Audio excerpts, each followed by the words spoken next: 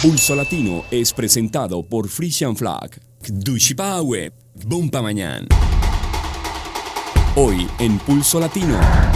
La segunda Cámara de Holanda elogia el trabajo realizado por el gabinete Mike Eyman. El primer ministro Mike Eyman fue invitado especial al programa radial Radio 1. Desde ahora, narcotraficantes podrán quedarse con el 5% de sus bienes si colaboran con la justicia. Esto es Pulso Latino con Alejandra Forero. Bienvenidos a una emisión más de Pulso Latino. Agradecemos por su sintonía. El primer ministro Mike Eyman salió satisfecho de la reunión con la Comisión de Relaciones del Reino de la Segunda Cámara de Holanda, la cual fue sumamente constructiva. El primer ministro Mike Eyman se encuentra en Holanda en una serie de reuniones que han destacado la base sólida, la visión y el mutuo respeto que hay entre ambos destinos. Aruba se ha destacado por una visión compartida, por la reputación que se ha construido durante años en contacto con Holanda. El gobierno de Aruba, por su parte, ve que hay un interés claro y eso también fue demostrado en el apoyo que fue brindado por los miembros de la Segunda Cámara de Holanda. El mandatario indicó que en la presentación a la Comisión Permanente se dio una vista de los éxitos de la gobernación del gabinete Mike Eyman I y de igual forma se presentaron los retos que hay para esta nueva gobernación. La Segunda Cámara de Holanda mostró su respaldo al gobierno de Aruba y elogió el trabajo que se ha llevado a cabo por el primer ministro Mike Eyman. Sorprendidos reaccionaron hoy residentes del municipio de Camuy, al norte de Puerto Rico, tras la erradicación de cargos por agresión sexual en contra de un joven de 26 años, de quien lo podrían pensar. La policía informó a Maritza Cañares que la menor víctima de este caso es la hijastra del imputado de solo 5 años de edad. En el barrio Puente, sector Peña de Camuy, los vecinos no podían creer el delito imputado a un joven de 26 años, empleado de un almacén de Atillo. Contra el hombre identificado como Alex Iván Acevedo López, se radicaron hoy 2 cargos criminales por alegada agresión sexual en contra de su hijastra, una niña de 6 años de edad. El muchacho, de él nunca se tuvo quejas aquí de nada.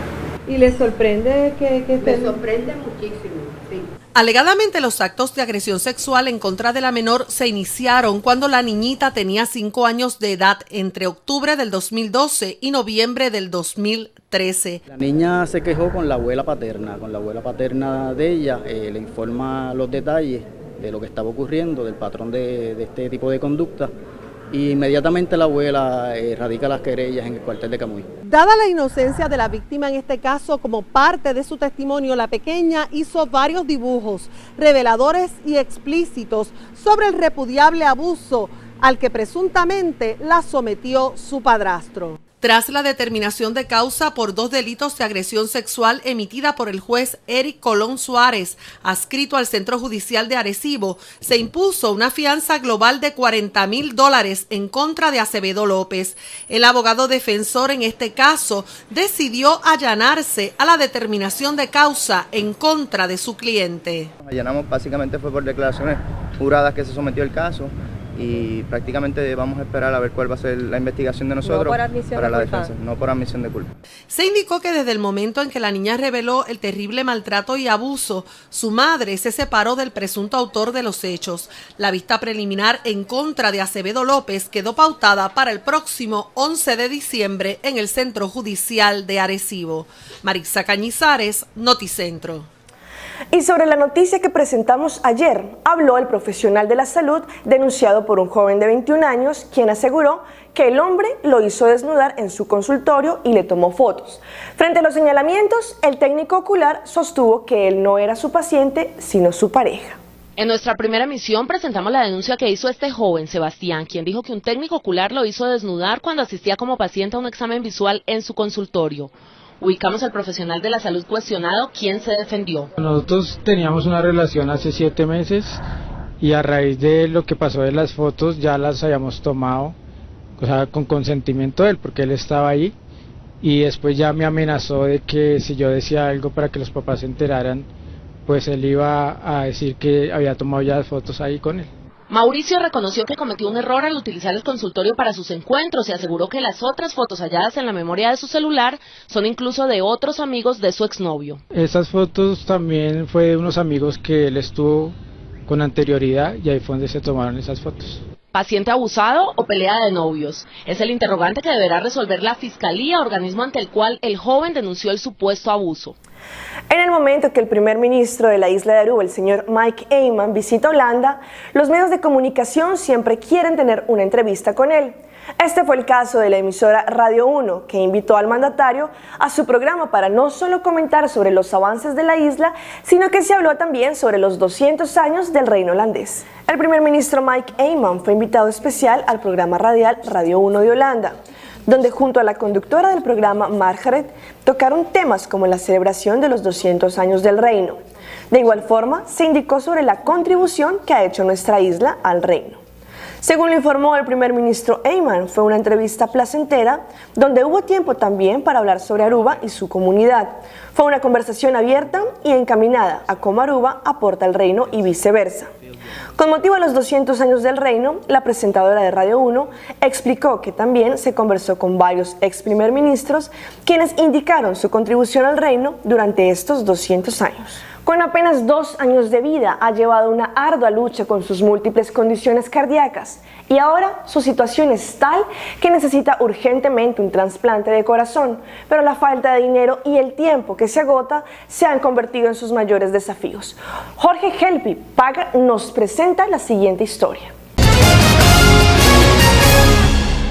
A pesar de todo pronóstico de la ciencia, Yandalis Báez es una pequeña llena de vida y aunque físicamente aparenta ser una infante saludable, sus múltiples problemas cardíacos la mantienen al filo de la muerte. Los médicos me dijeron que ella necesitaba un trasplante de corazón.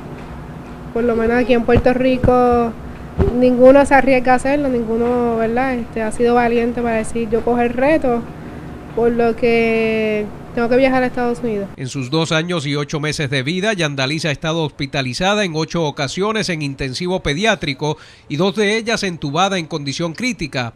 Para esta amante de los caballos, sus múltiples condiciones requieren que la infante ingiera 12 medicamentos diariamente, cuyos costos en parte sufraga esta familia de escasos recursos económicos. Pero la única alternativa para que Yandalis continúe con vida es un trasplante urgente de corazón en los Estados Unidos. El problema, la exorbitante cifra de dinero requerida para realizar el procedimiento. Boston estaba pidiendo 1.5 millones, Catastrófica solo aprobó 200,000 y la ambulancia aérea eran 34,000 que ellos los cubrieron completo. ¿Y por esa razón no te la aceptaron? Boston no estaba satisfecho con los 200,000, quería más. Pero una nueva esperanza ha surgido para esta familia y se encuentra en Arizona. Se trata de un cirujano puertorriqueño radicado en ese estado que se ha interesado en el caso de Yandalis y que podría llegar a realizarle el trasplante de corazón que tanto necesita. El doctor personalmente me llamó, yo me quedé sorprendida. En toda esta semana yo creo que el doctor me ha llamado varias veces para ver cómo está la nena, de qué manera me puede ayudar. Sin embargo, esta madre reconoce que necesita reunir miles o tal vez cientos de miles de dólares para poder trasladar a su hija lo más pronto posible hasta Phoenix, Arizona. Y para esta familia de inquebrantable fe, lo más importante es la oración de cada uno de los ciudadanos, pero también apelan a su corazón para que el de Yandalis pueda continuar latiendo fuertemente y llenándola de intensa vida. Ella iba a estar bien,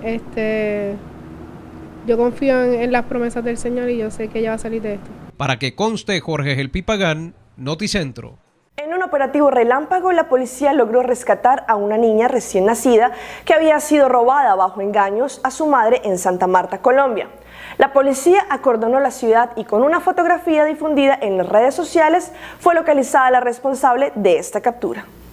En el video grabado por una cámara de seguridad, se ve a la mujer señalada de raptar a la bebé cuando sale con la niña en brazos del almacén, situado en los alrededores del mercado público de Santa Marta.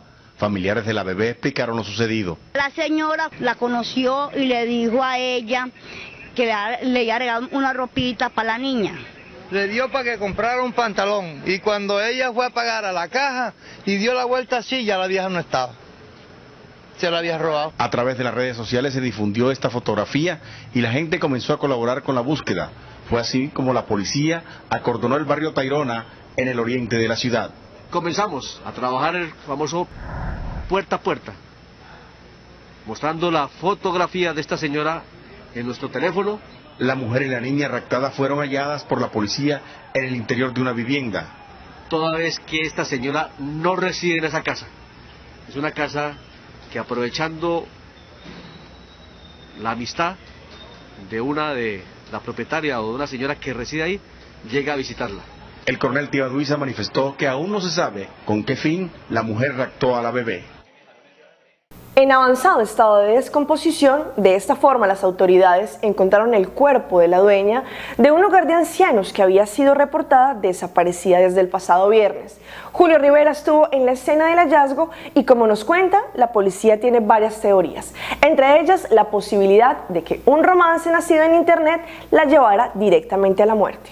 La última vez que la familia de doña Cecilia Rodríguez Rivera le vio con vida fue el pasado viernes en la casa que compartía junto a su hija en el barrio La Plata de Aybonito. Eran las 10 de la noche. Desde entonces desapareció. Su familia llamó a la policía puesto que la mujer no contestaba las llamadas telefónicas. Algo andaba mal y acertaron. El cuerpo sin vida de la mujer fue encontrado aquí, en esta estructura en la que solía operar un hogar de ancianos que tuvo que cerrar hace semanas tras el hallazgo de sarna humana. Allí fue encontrada por un colaborador. El cuerpo estaba hinchado, tenía múltiples heridas en el área del rostro, heridas abiertas con entrada y salida, posibles heridas de bala. Llevaba ya varios días el cuerpo estaba ya descompuesto. Según sus familiares, el cierre forzoso del hogar de ancianos que administraba representó un golpe drástico a la vida de la mujer, que se sumió en la depresión. Actuaba de manera errática y Dairis de la Sierra estaba preocupada por su amiga de toda la vida. Como estaba bregando con tanta situación y esa depresión, ¿sabes? Como ya, ¿sabes? Cuando cierran los asilos, la persona sin haber un conocimiento de por qué se cierra un asilo, pues la presionaron tanto. Este a nuestras espaldas es el vehículo propiedad de la dueña de este hogar de ancianos, un vehículo del que no se tenía pista y que apareció justo cuando ella fue encontrada sin vida aquí. Las autoridades investigan varios ángulos detrás de la muerte. Uno de ellos, la posibilidad de que la muerte esté vinculada de alguna manera al cierre del hogar de ancianos. El otro, y al parecer al que más peso le han dado las autoridades, recae en un hombre desconocido con quien la mujer habría comenzado un romance a través de la red social Facebook. Parece que estaba teniendo una relación con una persona, todavía pues no hemos dado con esa persona. ¿Por Facebook? Por Facebook. Y ella me dijo a mí que ella se iba con él el viernes, y que el viernes se iba con él, y me voy, con esa cosa que uno hace. Por lo pronto, la Fiscalía ordenó el levantamiento del cuerpo en horas de la noche del lunes y Ciencias Forenses se disponía a realizar las pruebas para determinar si lo visto en el rostro de la mujer son huellas de impactos de bala, golpes con un objeto contundente o una combinación de ambos. Julio Rivera Saniel, Noticentro. En condición crítica continúa un niño de 6 años que resultó herido en medio de un accidente automovilístico cuando viajaba con otro hermano de 8 años y su madre, quien impactó a un camión. Pedro Rosanales nos explica que la investigación de la policía apunta a una posible negligencia de la mujer. Los médicos de la sala de emergencias del centro médico hacen todo lo posible por salvarle la vida al menor de 8 años, quien resultó con traumas y golpes que le mantienen en estado de gravedad. El accidente ocurrió en la madrugada en la autopista Luis A. Ferré en dirección de Calley a Caguas, después de la salida de Guabate, cuando la madre del niño impactó con su vehículo un camión que transportaba cemento. Nos indicó la dama, la madre del niño, que está en condición grave, que ella se quedó dormida cuando mira hacia el frente, que se levanta, pues le impacta por la parte posterior a un tron. Ahí da como 3 vueltas en la vía y queda en contra del tránsito. El impacto fue tal que el vehículo de la mujer perdió su capota. El niño, quien tuvo sangrado profuso, fue transportado en ambulancia aérea hasta el centro médico, mientras la madre fue llevada al hospital Menonita en condición estable para que se le practicara la prueba de aliento. Ella está estable, está consciente de lo que sucedió y nos pudo explicar un breve lo que había sucedido en el momento. El accidente afectó por más de 2 horas el flujo vehicular en el expreso. Vamos a un corte comercial, pero ya regresamos con más información aquí en Pulso Latino.